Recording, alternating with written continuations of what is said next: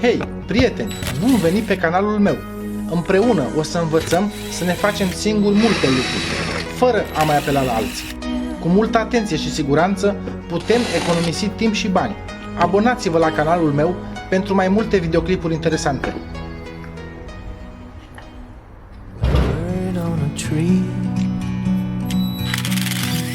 I'm just sitting here. I got time. It's clear to see. From up here, the world seems small. We can sit together. It's so beautiful, you and me. Meant to be in the great outdoors, forever free.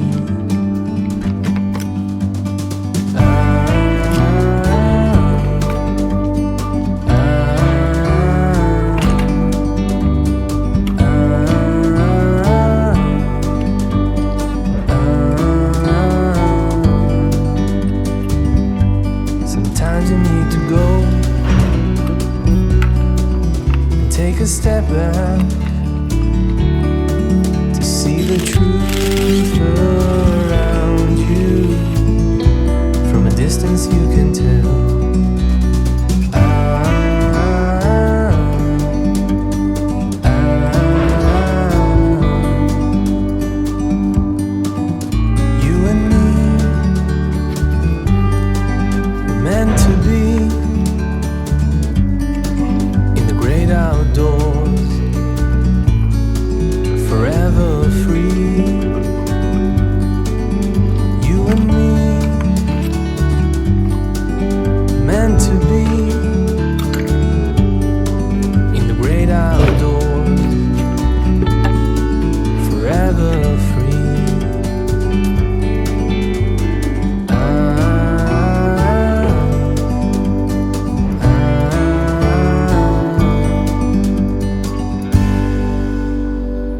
Aici sunt firele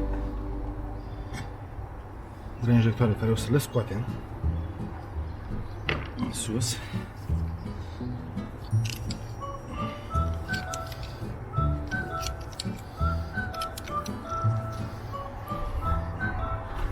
Iar aici, dacă reușiți să vedeți voi, aici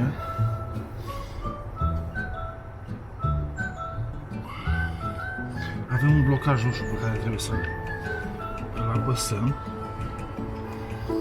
așa, și să învârtim, că este pe un filet mufa. Așa, o scoatem și chiar aici în spate avem două șuruburi de 10.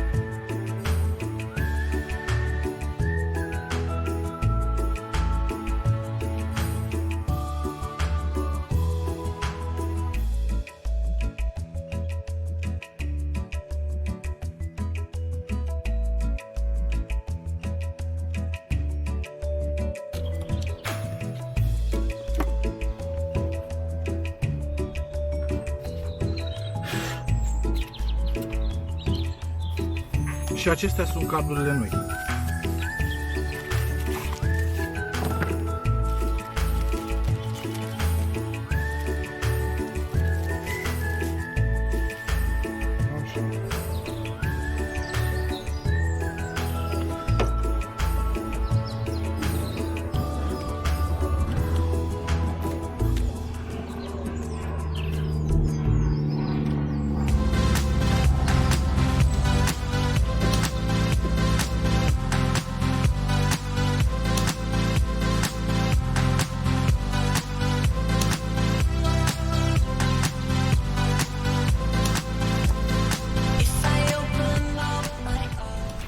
Am băgat înapoi cablurile frumos. Vezi că are aici niște cleme pe care trebuie să le înfigeți. Uite, așa să stea. Așa.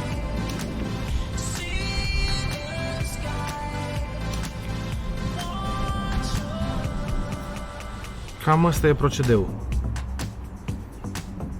Așa știți cu siguranță că aveți totul aranjat. Când schimbați inelele la injectoare, schimbați și cablurile, chiar dacă ele par bune, dar cu siguranță atâta timp ele stau în ulei tot timpul și se cam coc cablurile astea. Sper că v-am fost de ajutor și de această dată. Sper că v-am fost de ajutor și cu acest videoclip.